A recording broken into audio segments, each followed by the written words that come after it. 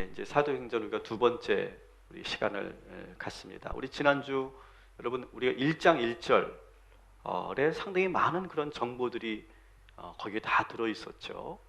이 사도행전은 편지 형식으로 쓰여진 글이다라고 하는 것과 또 수신자가 누굽니까? 데오빌로라고 하는 것.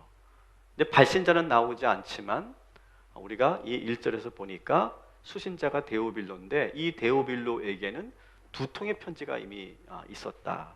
첫 번째 편지가 누가복음이고 두 번째 편지가 바로 이 사도행전이다. 그러면 결국 이 사도행전의 저자는 누구다? 누가다라고 하는 것을 우리가 1장 1절에서 우리가 다 웬만한 그런 개론적인 내용들을 우리가 다 알게 됐죠. 1장 2절은 그 누가복음의 내용을 다시 한번 요약해서 정리하는 그런 내용이죠. 그래서 한 줄로 한 문장으로 누가복음, 내가 이전에 썼던 이 누가복음이 어떤 내용을 소개합니다. 어떤 내용이었습니다. 기억나시지요? 이렇게 소개하는 내용이 바로 2절에 있는 말씀이었고, 오늘 이 3절부터 11절 그 가운데서도 3절부터 8절까지의 말씀은 예수님께서 이제 부활하신 후에 얼마 동안 계셨죠? 40일 동안 이 지상에 계시면서 행하셨던 일들을 소개하는 것이 3절부터 8절까지의 말씀입니다. 그래서 예수님께서 승천하시기 전까지 40일 동안 하셨던 사역은 크게 세 가지로 이렇게 나누어 볼 수 있습니다. 첫 번째는 예수님께서 제자들과 집중해서 함께 하셨던 시간이에요. 그러니까 예수님께서 이전의 공생의 활동은 주로 대중을 위한 사역이었습니다. 그래서 가능하면 많은 사람들을 만나고 많은 사람들이 천국 복음을 들을 수 있도록 설교하시고 선포하시고 가능하면 많은 사람들에게 병을 고치시고 많은 사람들을 만나시는 사역이었어요.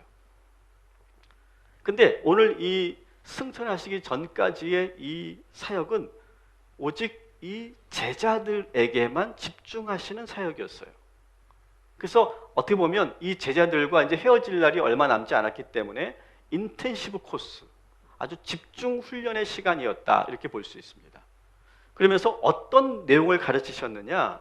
오늘 본문에 보니까 하나님 나라의 일을 가르치셨다. 하나님 나라에 대해서 가르친 거죠. 하나님 나라는 어떤 곳인지, 또 하나님 나라를 위해서 이루기 위해서 무엇을 해야 되는지, 사람들에게 어떻게 하나님 나라를 증거해야 되는지에 대해서 가르치셨어요. 그리고 두 번째로 예수님께서 40일 동안 제자들에게 가르치셨던 내용은 뭐냐? 예루살렘을 떠나지 않고 함께 모여 끝까지 약속을 지키는 훈련을 하고 있죠. 우리 4절 같이 읽어볼게요. 시작. 예루살렘을 떠나지 말고 내게서 들은 바 아버지께서 약속하신 것을 기다리라. 아멘.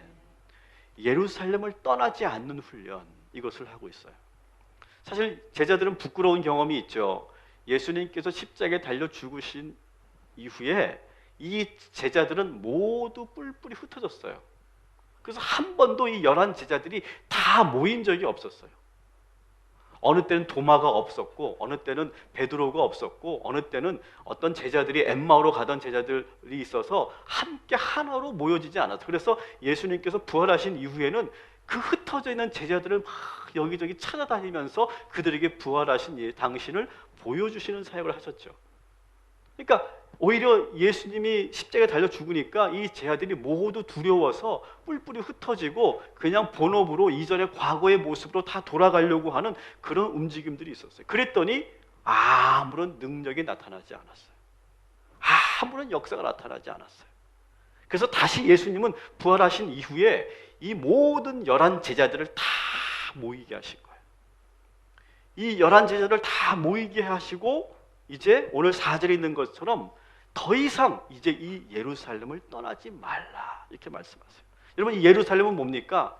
성전을 말하는 거죠. 예루살렘 성전이 있는 그곳을 떠나지 말라. 그 성전 중심으로 지금의 이 시간들을 이겨나가고 극복해 나가라 라고 하는 그런 의미가 여기에 있는 것이죠. 여러분, 우리가 정말 힘들 때, 정말 내가 어려움 당하고 있을 때 여러분 성전을 떠나지 마시기를 주님의 이름으로 축원합니다. 여러분 우리가 드려지는 이 예배당, 좀 여러분의 도전적인 그런 말씀을 드려도 이해하십시오. 이것은 주일날 와서 예배만 드리는 곳이 아니에요. 여러분들이 이곳에 오셔서 수시로 오셔서 하나님께 기도하는 곳이 바로 이곳인 줄 믿습니다. 그냥 우리가 주일날 예배당으로만 사용한다면 우리의 신앙을 다시 한번 점검해 볼 필요가 있어요. 그래서 저는요, 이제 이 여름 시즌이 다 끝나고 나면 9월부터는 이거를 해보려고 그래요. 40일 릴레이 성전 기도를 시작하려고 그래요. 그래서 이게 제가 안타까운 것이 이것이 주일날 예배만 드리는 공간으로 전락되면 안 되겠다. 여기 우리 성도들이 계속해서 수시로 이 교회에 나와서 5분이라도 좋다, 10분이라도 좋다, 수시로 와서 기도하고 돌아가고, 여기서 주의 음성을 듣고 돌아가고, 내 마음을 쏟아내고 돌아가고. 여러분 여기 오시면, 주중에 오시면 아무도 없습니다. 여러분 여기서 눈물을 흘리며 기도하고 부르짖어도 누구도 말릴 사람도 없고 누구도 눈치 볼 사람이 없어요. 그래서 여러분들이 작정을 하시면 좋겠어요. 그래서 내가 이 주일 예배 말고도 내가 이 성전에 와서 이 성전을 떠나지 않고 내가 기도하는 습관. 저희 어릴 때는 그랬거든요. 저희 어릴 때는 선생님들이 그걸 가르쳤어요. 야, 너희들 학교 가기 전에 꼭 교회 가서 기도하고 가야 된다. 그리고 학교 끝나면 또 다시 교회 와서 기도하고 갔어요. 안 그러셨어요? 나만 그랬고 나만 이렇게 해서 목사가 됐나? 분명히 그때 가르쳤어요. 선생님들이, 목사님이 가르친 것도 아니고 선생님들이 가르쳤어요.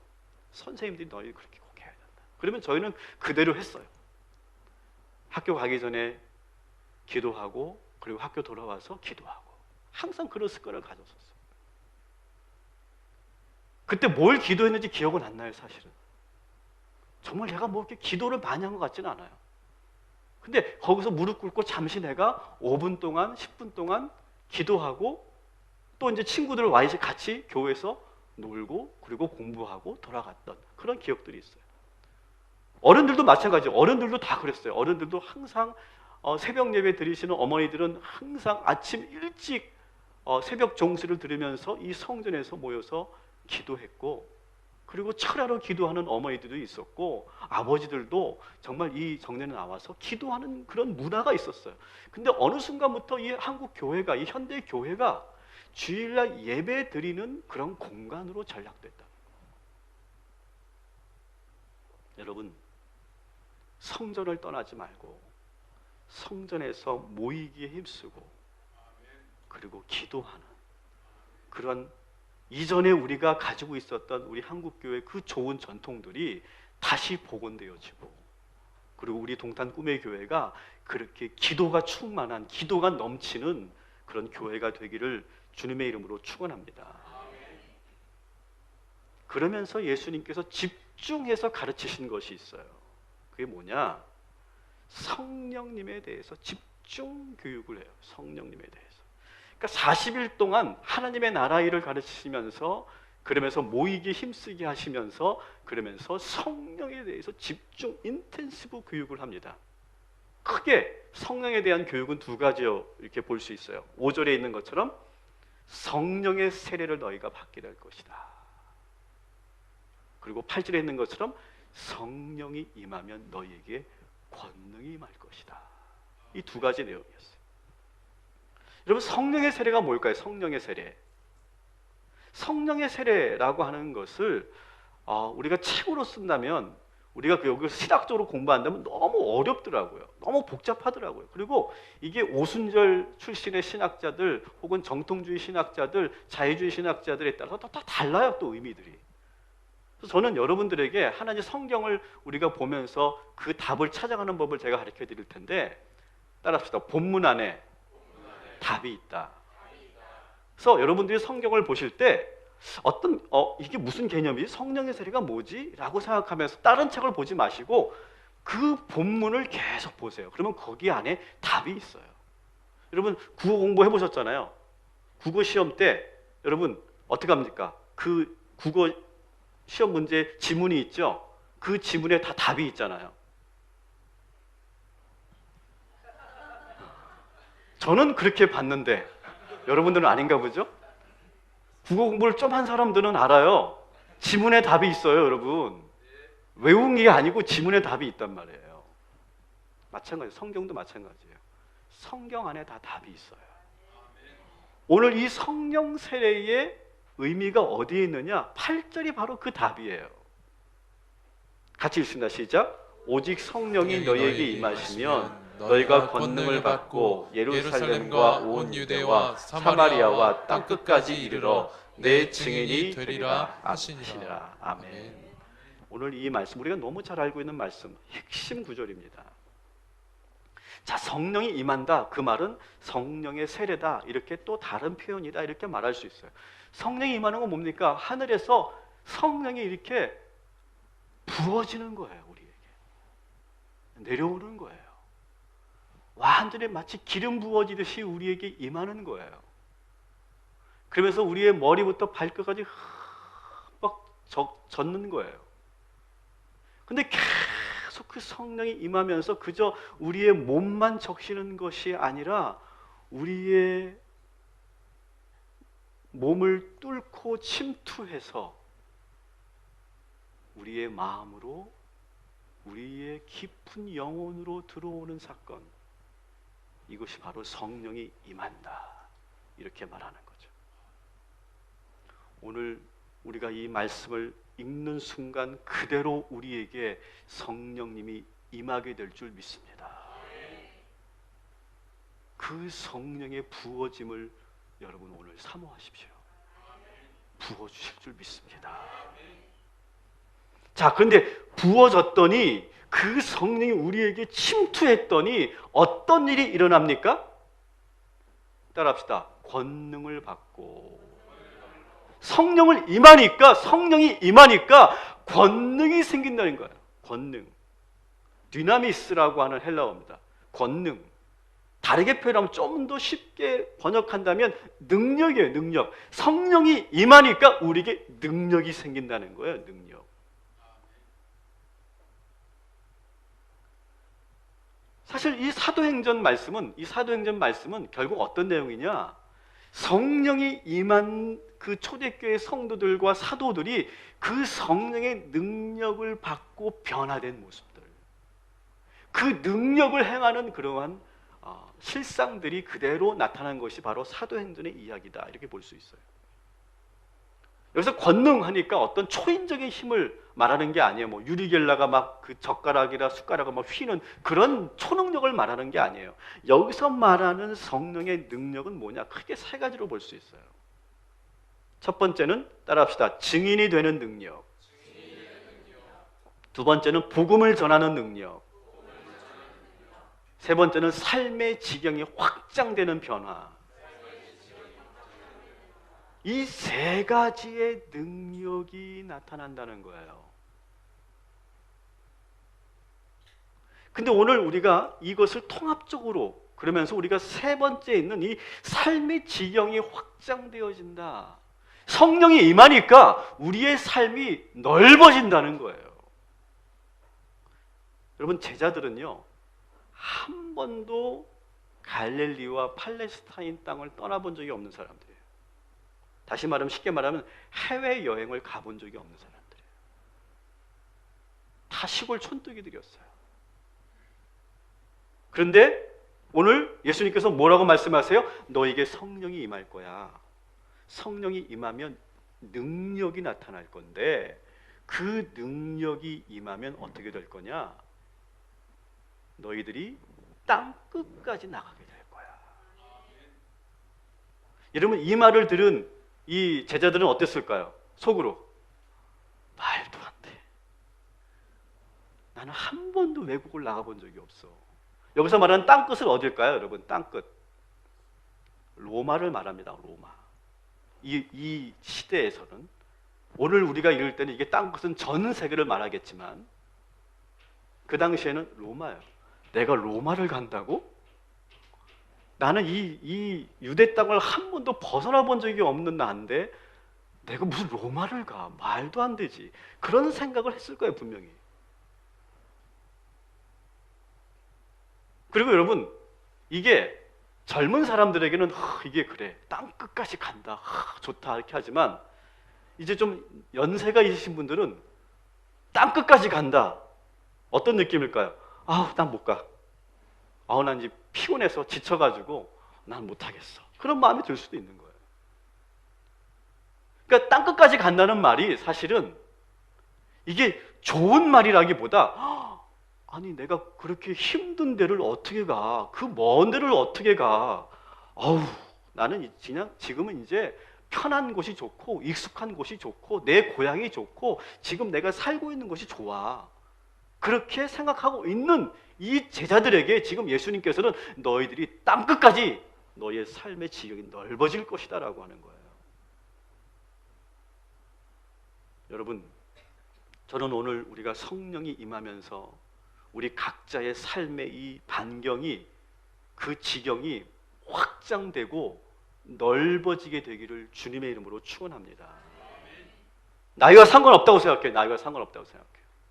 여러분, 앞으로 성령인 여러분에게 임하시면 여러분이 앞으로 5년, 10년, 20년 후에는 여러분의 지경이 넓어지게 될 줄 믿습니다.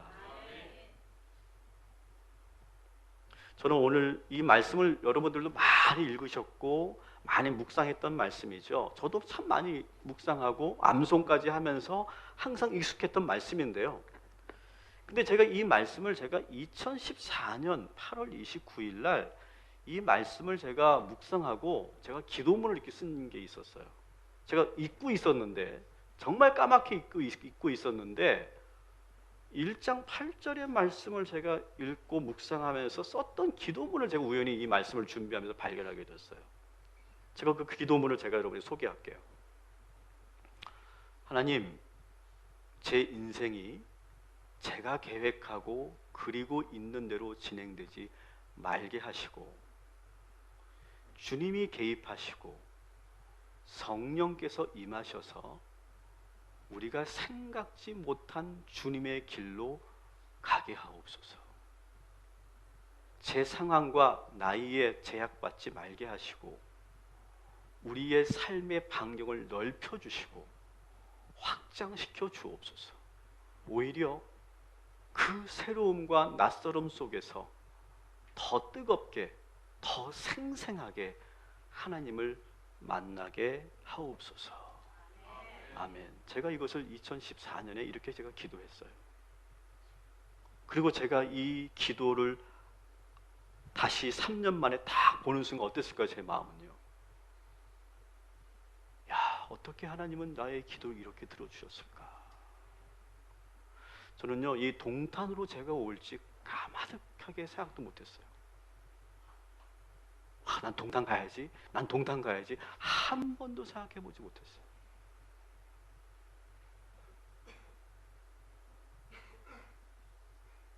오히려 우리 지난번에 진해 제1감리교회에 오셨던 홍명수 목사님은 그런 말을 했었어요. 나는 동탄에서 개척하면 좋겠다. 그 양반이 그랬어요. 근데 저는요, 생각도 안 했어요. 저는 개척의 개자도 생각도 안 했어요. 개자도. 그런데 오늘 제가 기도한 것처럼, 3년 전에 기도한 것처럼 제 생각과 제 계획대로 하지 마시고 주님 개입하십시오. 성령님께서 이끄십시오. 그렇게 기도했어요. 그랬더니 전혀 뜻하지 않게 제가 여기 와 있어요. 여러분, 여러분들의 삶도 지금 여러분이 이 자리에 있는 것이 여러분의 계획은 아닐 수 있어요. 하지만 이것은 성령님의 인도하심임을 믿으시기 바랍니다. 인생은 그런 것 같아요. 제가 우리 권사님들 앞에서 인생을 논하기는 좀 그렇지만 인생은 그런 것 같아요. 그래도 말씀드린다면 내 뜻대로 되는 게 아닌 것 같아요. 근데 나 하나님의 뜻대로 되더라고요. 그리고 내 계획된 것보다 더 좋게 하나님께서 인도하시더라고요. 여러분, 그러한 고백이 우리 모두에게 있게 되기를 주님의 이름으로 축원합니다. 아마 저처럼 한번 이렇게 한번 이 말씀을 묵상하시면서 저처럼 한번 기도문을 써보세요. 그리고 앞으로 여러분 5년 후에 10년 후에 여러분의 삶을 보세요. 그대로 돼 있을 거예요. 따라합시다. 증인이 될 것이다. 여러분 보세요. 오늘 이 일정 8절에 보니까 증인이 되라 입니까? 증인이 되리라 입니까? 되리라 라고 하는 거죠. 그래서 성서 주석가들은 되라 라고 하면 명령형이죠. 명령형이 아니라 뭡니까? 미래형, 미래 시제의 그러한 동사다. 되리라 라고 하는 거다. 이게 왜 중요합니까? 야, 너희들이 성령의 임재를 경험하고 성령의 권능을 받고 나서 너희들이 땅 끝까지 이르는 전도자가 되라 명령한 게 아니라는 거예요. 전도해라, 그렇게 살아라 라고 명령한 게 아니라는 거예요. 성령이 임하니까 어떻게 된다고요? 저절로 그렇게 되더라 라고 하는 거예요. 저절로 내가 전도하는 마음을 갖게 되더라 라고 하는 거예요. 저는요, 우리 모두가 그랬으면 좋겠어요. 제가 어제도 우리 사역자들하고 회의하면서 제가 그런 말씀을 드렸어요. 저는 여러분들에게 이렇게 하라 저렇게 하라 지시하거나 명령을 덜 했으면 좋겠다. 근데 여러분들이 딱 봤을 때 우리 교회는 이런 것들이 필요하고 이런 것들을 내가 해야 되겠다라고 하는 그런 어떤 동기가 스스로 올라왔으면 좋겠다. 그래서 스스로 그 모든 것들을 감당하는 그런 우리 동역을 하면 좋겠다. 좀 제가 이상적인 그런 말이겠지만 저는 그걸 원한다. 제가 그렇게 말씀드렸어요. 저는 우리 성도님들에게도 저는 동일해요. 여러분들에게 제가 막 이렇게 해라 저렇게 해라, 이렇게 안 하면 벌 받는다, 이렇게 안 하면 큰일 난다, 이렇게 안 하면 믿음이 없는 거다, 이런 식으로 제가 여러분들을 강요하거나 막 의무감으로 여러분들을 짐지우고 싶지 않아요.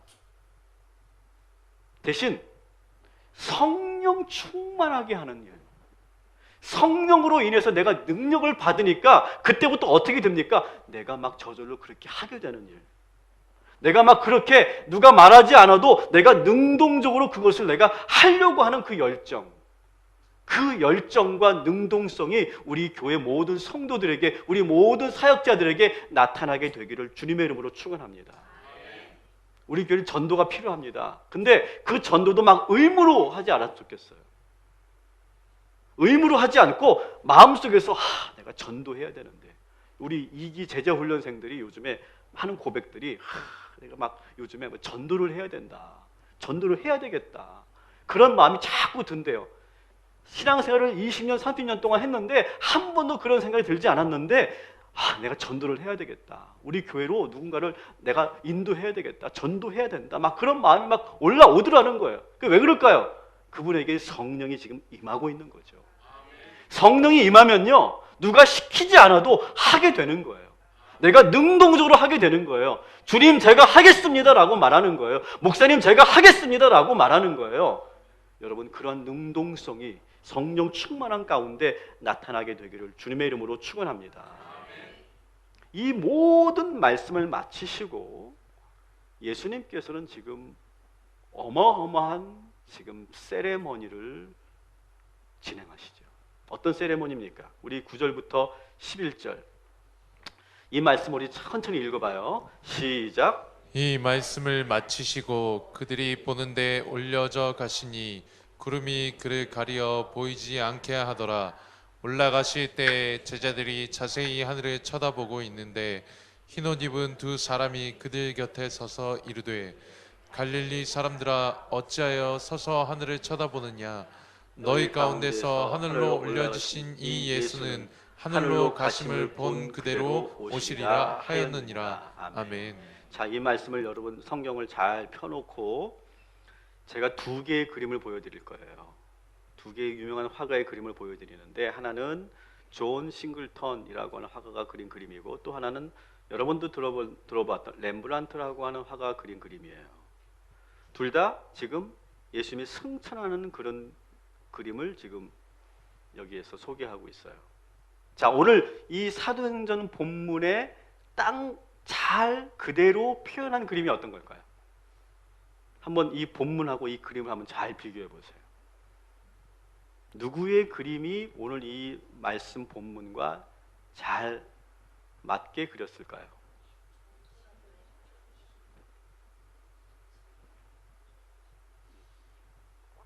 자, 의견이 분분한 것 같아요. 자, 내가 보기엔 렘브란트 그림이 맞는 것 같다. 한번 손 들어보세요. 렘브란트. 네, 네, 좋습니다. 존 싱글턴 손 들어보세요. 존 싱글턴. 네. 일부 예배 때는 거의 반반이었는데 이번에는 좀 좋은 싱글턴이 많습니다. 자, 오늘 이 본문과 이 그림을 잘 보세요. 제가 이걸 왜 하냐고 하면 우리가 성경을 볼 때요, 왜곡되게 봐요. 잘못 봐요. 마치 화가들이 성화를 보면요, 성화를 보면 어떤 성화는요, 정말 이 화가가 말씀을 몇 번 읽고 묵상하면서 그린 그림이구나 라고 하는 게 느껴져요. 왜냐하면 아주 성경 말씀 그대로 그린 그림이 있어요. 근데 어떤 그림은 너무 성경과 상관없이 그린 그림이 많아요. 성화인데. 오늘 그림도 마찬가지. 자, 보세요. 자, 오늘 예수님은 어떻게 올라갑니까? 어떻게 올라가요? 구름 타고 올라갑니까? 그냥 올려져 갑니다. 그죠? 구름을 탔다라고 하는 말은 없어요. 근데 우리는 성춘하실 때 예수님이 구름 타고 올라갔다고 생각해요. 손오공인가? 그러니까 구름이 마치 뭐 교통수단이 되는 것처럼. 그래서 구름을 탁 타고 구름이 쫙 올라가니까 그렇게 올라갔다고 하는데 그렇지 않아요. 오늘 본문을 보니까 올라가고 계시고 구름이 오히려 그를 가리워서 보이지 않게 했다라고 했지 구름을 타고 올라가는 것이 아니다라고 하는 거예요. 그리고 자, 천사들이 나오죠. 천사들이 그럼 어떻게 합니까? 천사들이 지금 예수님을 모시고 이렇게 올라갑니까? 오늘 본문에서? 그렇지 않죠? 천사들은 뭘 해요? 천사들은 지금 놀라워서 하늘을 보고 있는 제자들에게 이야기를 건네고 있어요.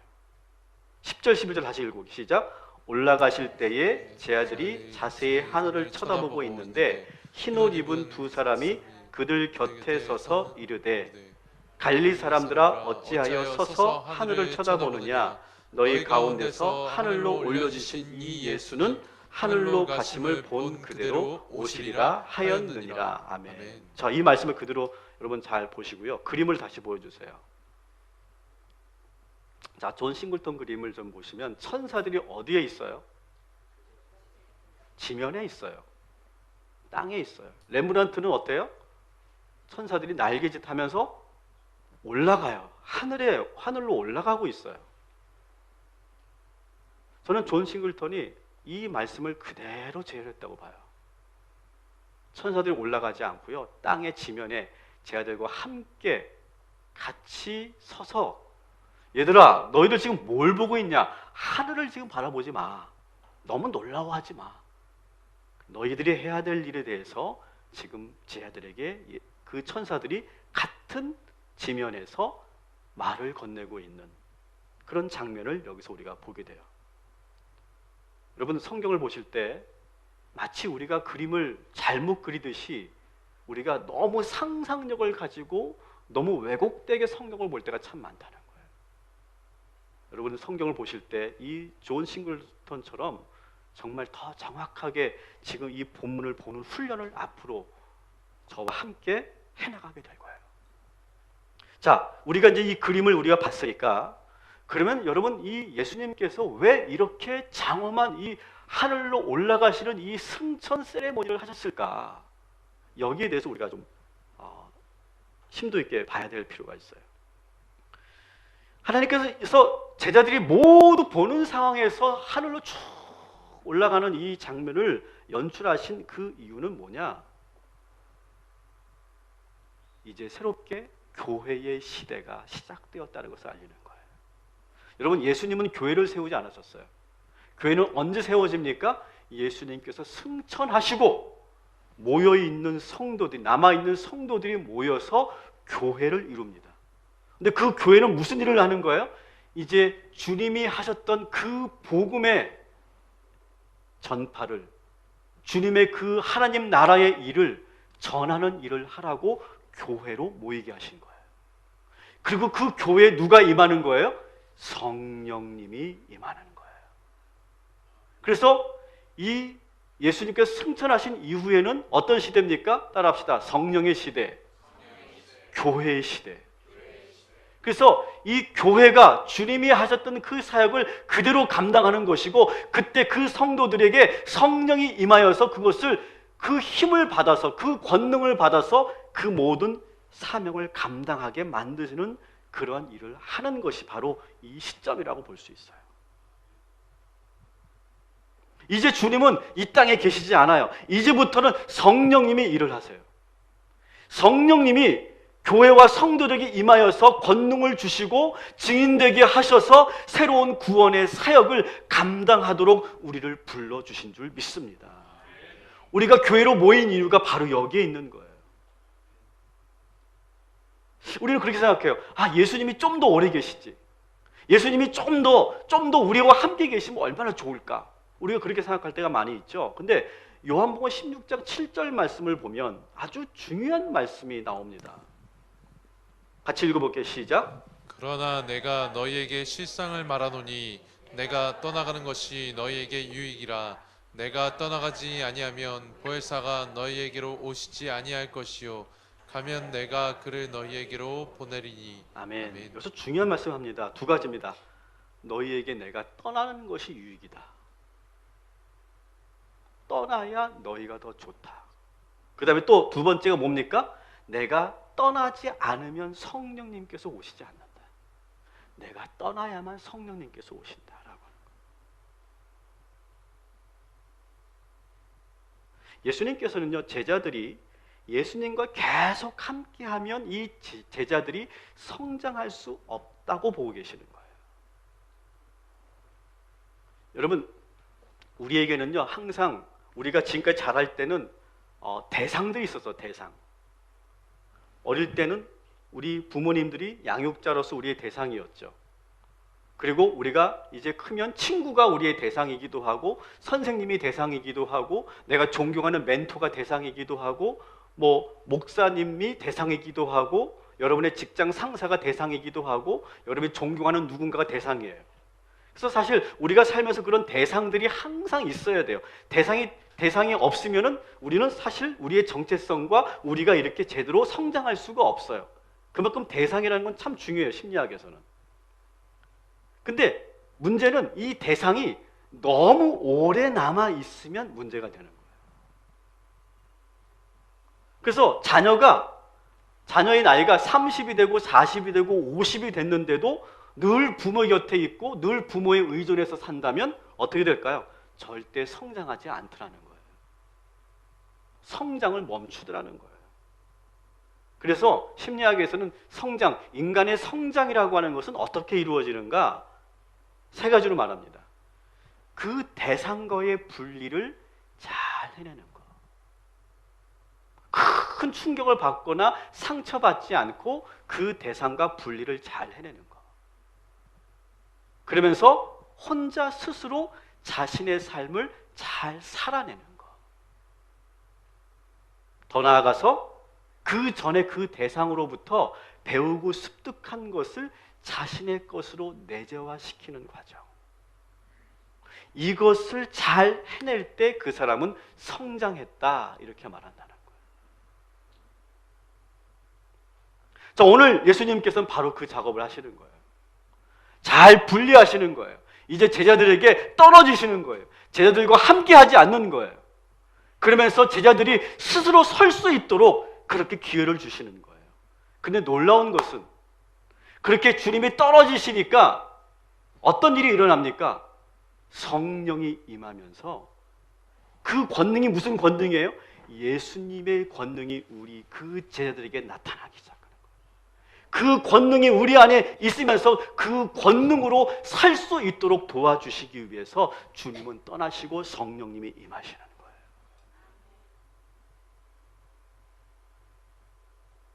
여러분, 오늘 저는 우리 모두가 이 거룩한 이 승천의 세레모니, 예수님께서 보이신 승천의 세레모니 우리가 다 바라보면서 주님이 저 하늘 높이 올라가시면서 우리에게 내려주시는 그 성령의 임재가 우리에게 있게 되기를 주님의 이름으로 축원합니다. 그리고 우리 안에 그 주님의 능력으로 충만해져서 우리가 누가 하라고 하지 않아도 어른답게 성숙한 사람으로 능동적으로 독립적으로 주의 일을 감당하는 저와 여러분이 되기를 주님의 이름으로 다시 한번 축원합니다. 그러다 보니까 주님이 떠나셨어. 선생님이 떠나셨는데도 이제 성령님이 그 제자들에게 함께 하니까 어떻게 합니까? 자기들도 어느 순간에 선생님처럼 담대해지고 예수님처럼 기도하게 되고 예수님처럼 자신 있게 말씀을 선포하게 되고 예수님처럼 기적을 행하는 일을 이 제자들이 하게 되더라는 거예요. 예수님만 할 수 있다고 생각했던 것들이 성령이 임하니까 그 권능이 자기에게 나타남으로 인해서 자기들도 그런 행위를, 그런 역할을 하게 되는 이야기가 바로 이 사도행전이에요. 그래서 사도행전에는 예수님의 이야기가 하나도 없어요. 성령이 함께한 전도자들 이야기예요. 근데 그 전도자들이 예수님이 그 이전에 보여주었던 그 모든 역할들을 다 감당하고도 더 놀라운 일들을 행하는 것을 이 사도행전에서 보여주고 있어요.